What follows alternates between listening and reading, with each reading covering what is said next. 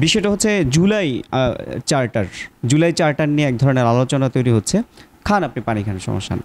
July charter নিয়ে এক ধরনের আলোচনা তৈরি হচ্ছে যে জুলাই চার্টারটাকে আসলে বাংলাদেশে যে সংবিধান আছে সেই সংবিধানের বিকল্প হিসেবে বানানোর চেষ্টা করছে ছাত্ররা, এবং এইটা নিয়ে বিএনপির মধ্যে এক ধরনের আতঙ্ক তৈরি হচ্ছে। এখন এই জুলাই চার্টার নিয়ে আপনি একজন রাজনৈতিক কর্মী হিসেবে কি বলবেন? দেখেন, জুলাইয়ে যা যা করা লাগবে না, এটা আমরা করছি, করে দেশটা মুক্ত হয়েছে। নতুন করে চার্টার ফাটার দিয়ে কী করবেন আপনি? কি করবেন? গণ অভ্যুত্থানে যারা ভূমিকা রাখছে তাদেরকে সম্মানিত করা হয়েছে, তারা কি ওই চার্টারে থাকবে? নাকি যারা শেখ হাসিনার কাছে আপোষ করছিল তাদের গাল গল্প থাকবে? চার্টার দিয়ে কাজ কি? সংবিধানের বিকল্প চার্টার।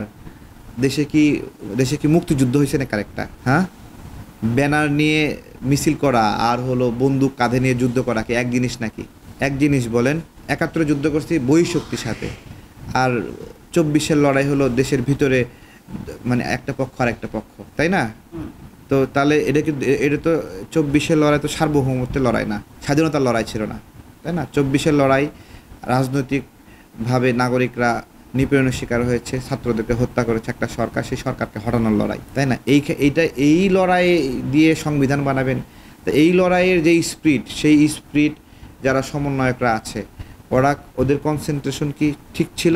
ওরা এত বেসুমার লুটপাটে জড়াইল কেন?